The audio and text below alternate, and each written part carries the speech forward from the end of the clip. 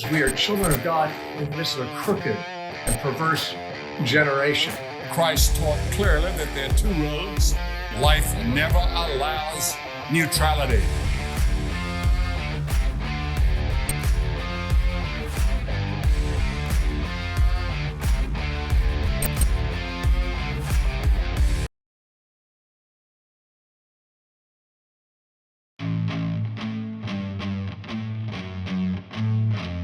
Well, my initial impressions here in Portland so far, I mean, it's a beautiful city. American cities from Seattle to Washington, D.C. burned as many peaceful protests during the day turned to rioting and destruction by night. Maybe you saw the riots on the news. Maybe you read the reports. But you haven't truly experienced them until you're on the ground where they're at, facing a mob of 500 angry people. Those who do not remember their past are destined to repeat it. The 2020 riots changed us forever, and I think it's important for the American people to remember how we felt during that time and those who openly encouraged the hate and violence that threatened us all. On October 31st, 2020, I went to Portland and Vancouver to see the riots for myself. In this documentary, I take you with me. They're not going to stop, and they should not. What are you expecting the police to do at all? I don't know, because last night I wouldn't have expected them to stand down. They stood down last night. The future of our freedoms and our children depend on you remembering. Join me on September 18th, 2024 for Remembering 2020, the injustice of the social justice movement. Only on the Cry Out Christian podcast on YouTube. If they bring their mess here to where I live, then I'm capable of doing something about it. Yeah. Even if that just means I'm an extra body, then yes, I'll be here. Appreciate it.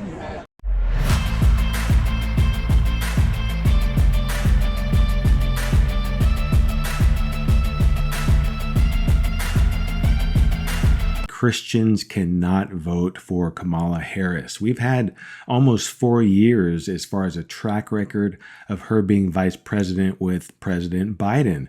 But looking at her potentially and possibly now being in the office as president, Christians should be wary of some things. And we should honestly be trying to do everything that we can to keep her out of the presidential office. For we do not wrestle against flesh and blood, but against principalities, against powers, against the rulers of the darkness of this age, against spiritual hosts of wickedness in the heavenly places. So what are principalities and powers? It's a term we throw around a lot, especially when we're talking about the armor of God, because this is in the armor of God section of Ephesians. But what are we talking about when we talk about principalities and powers? Well, if we look at the Greek word for principality, it is arche. And what that means is a chief rank, magistrate, power, principal rule, or principality. So there's no spiritual connotation here. So what we're talking about is some kind of ruler, some kind of government official, some type of politician or king, any kind of world leadership kind of authority that we'd have down here on earth. That is a principality, a force to be reckoned with in the political realm. If we look further down here at powers, what are we talking about? With powers, exousia, I think I'm pronouncing that right, exousia is the Greek word for it. It means power, magistrate, similar to principality, but we have something else added in here, superhuman, delegated influence, authority, jurisdiction, liberty, or freedom. So when we talk about power, we are now talking about something that is superhuman. When you look at how the world is organized, when you look at the layers of power and you know the ultimate authority over the earth is Satan, then we have to assume that somehow that superhuman ability of Satan, the spiritual ability of Satan, is at work in the principalities, the ruling governments of the world. Let's get right to it. Jesus in Matthew 7:15 through 18 said, "Beware of false prophets who come to you in sheep's clothing, but inwardly they are ravenous wolves. You will know them by their fruits. Do men gather grapes from thorn bushes or figs from thistles? Even so, every good tree bears good fruit, but a bad tree bears bad fruit. A good tree cannot bear bad fruit, nor can a bad tree bear good fruit." So when we're talking about Miss Kamala Harris here, current vice president running for presidential office, what have her fruits been since she has been in office as vice president with President Biden? Well, she supports homosexuality, the LGBTQIA plus XYZ, ring around the rosies, that whole group, she supports those folks. And no offense against them, they are human beings. They deserve respect. They deserve honor as being created in the image of God, but their choices, their lifestyle is something that biblically a Christian cannot respect. But Miss Kamala Harris goes out of her way to endorse these kinds of lifestyles, even to the point of advocating for LGBTQ pornography in schools, having our children taught about these things, regardless of how the parents feel about it. No parental consent needed, and you can have homosexual pornography in school in front of 7th, 8th graders, even younger. Let's go to number 2. Kamala advocates for abortion. Now, regardless of how you feel about abortion, biblically, it is wrong. It is murder. And God hates the shed of innocent blood. That should tell you something right there. An infant in the womb is innocent. They cannot defend themselves. They cannot speak out for their own rights. They are completely defenseless against us, sometimes evil adults out here who would like to take the life of a child for our own convenience so that we can be sexually promiscuous without consequence. But God hates the shed of innocent blood. But apparently not Kamala Harris. She's actually okay with it, even into the 3rd trimester. Tim Walz, her running mate, who would be the vice president if she became president, has openly said that he is okay with post-birth terminations. So if that is not murder, I don't know what is. Third thing, she defends the anti-Semitic activities, protest, bullying that's happened on the universities where Jewish students were feeling threatened and couldn't even go to class. And she openly would not condemn the October 7th attack on Israel from Hamas. So she's clearly an anti-Semitic. She could have chosen someone else as her running mate, a specific person, but she did not because they were Jewish. So she's an anti-Semite. Her and Biden allowed many radicals with the same views to come before Congress, to come into our nation's government. And now you have these people who openly hate America, who openly hate Christians, who openly hate the freedoms that we defend here in our country. Now they are in positions of government. They're all over our government now. It has been corrupted by anti-American radicals because of Kamala Harris and President Biden. The perversion of the justice system. We saw that, quite frankly, against President Trump.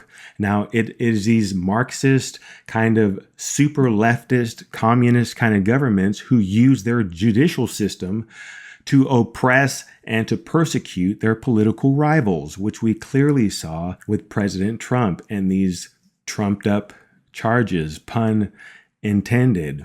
But more recently, what about Tulsi Gabbard, the wonderful presidential candidate from a few years ago, representative of Hawaii, served in the military now for 21 years, huge patriot, loves the American people, wonderful, very intelligent and articulated person. She has just recently been put on the domestic terrorist list by Kamala Harris and President Biden. And that's after she spoke out clearly about how Kamala is just simply not qualified to be president. I've been informed that the targeting package that the TSA created for me when they put me on the secret domestic terror watch list is still operational. Anyone with a brain and either of their eyes who can see what's going on would know that she is not qualified. But now we have someone who's on the domestic terrorist list. Even her husband, who is not even political at all, is on this list. And they travel frequently because of their occupations and because of Tulsi's involvement in our government. And every time she does, she's treated like a terrorist. Kamala is a Marxist. She is about socialism. She has given hints and different things that she's said towards communism. If you're paying attention and you're educated about those things, this is what Kamala Harris is about. It is a secret agenda for her. Equality suggests often everybody should get the same thing. Well, that often assumes everybody started out in the same place, as opposed to equity, which is everyone should end up in the same place. Giving resources based on equity, understanding that we fight for equality, but we also need to fight for equity, understanding not everyone starts out at the same place. We see that people in our country are having an experience that is not equal. And that's why we talk about equity, because we recognize not everybody starts out on the same base. So there you have it. Kamala Harris's ideology explained. Everyone should wind up in the same place. So you mean socialism? Basically. So here with reaction on that is the host of Stacey on the Right, Sirius XM Patriot, Stacey Washington, along with Fox News political analyst Gianno Caldwell. Good to see you both. So Stacey, ending up in the same place, equal outcomes. That is, I think, morally wrong and also not remotely practical, and yet that's part, it seems, of the worldview that Kamala Harris brings to the table.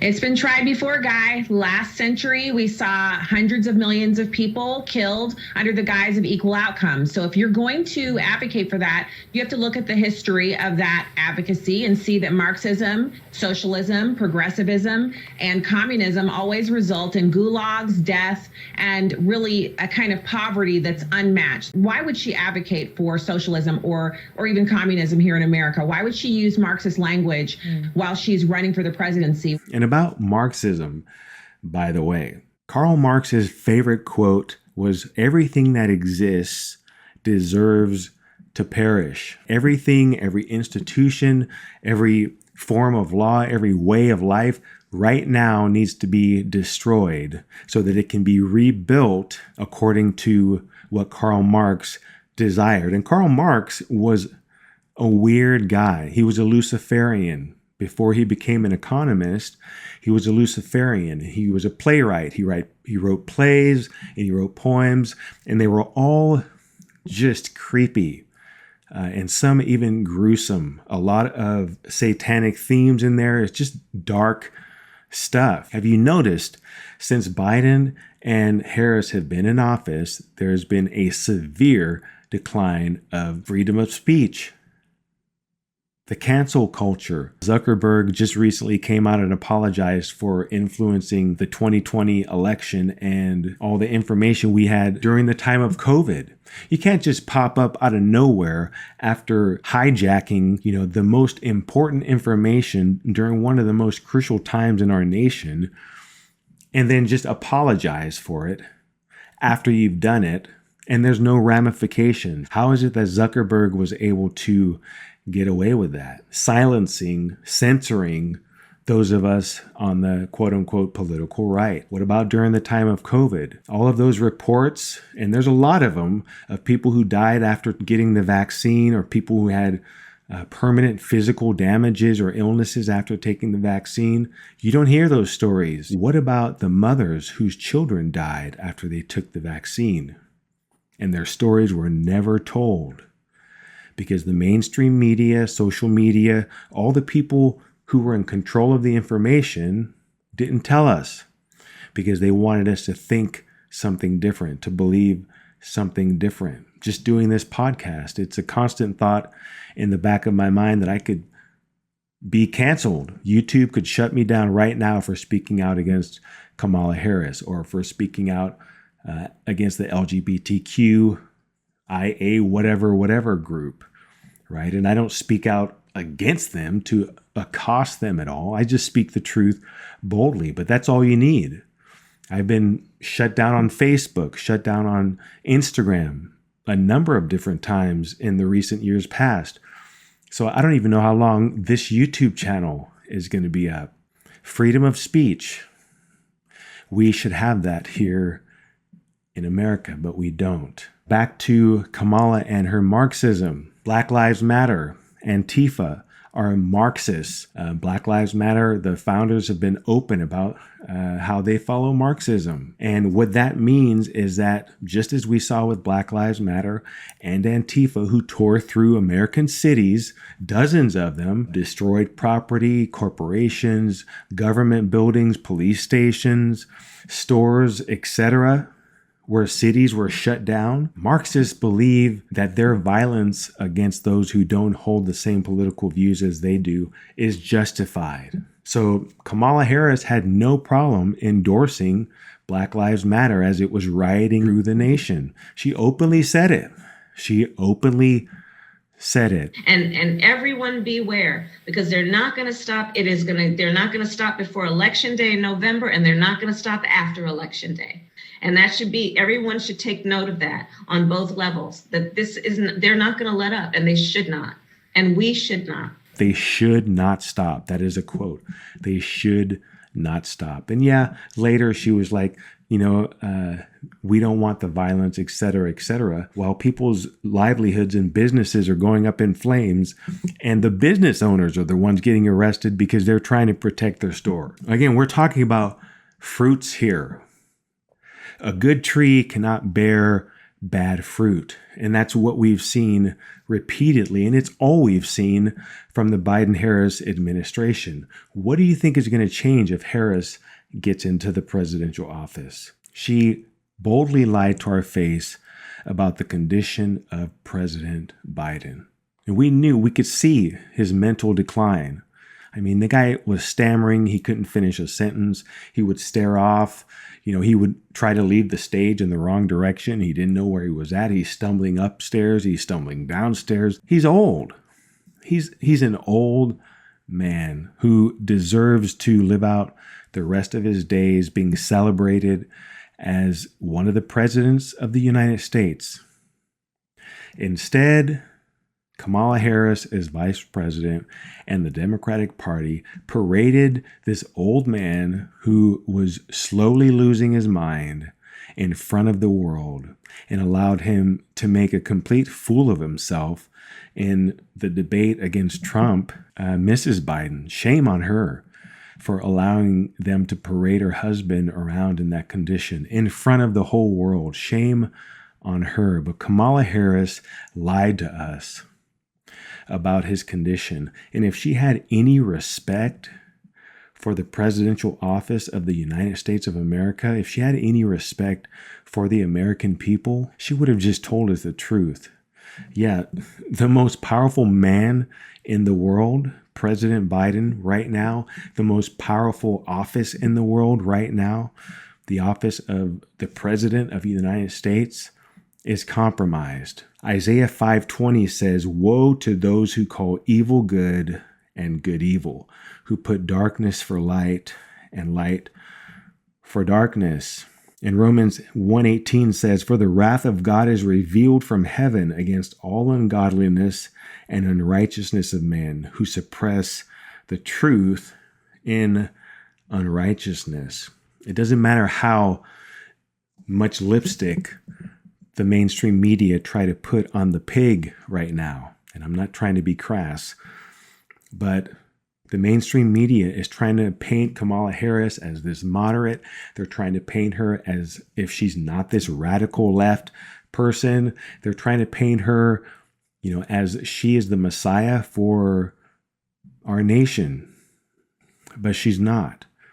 It's a lie, and it's a propaganda campaign to convince you to vote for her under the premise, under the illusion that she's someone that she's not. And once she gets into the office, it's not going to be good for us.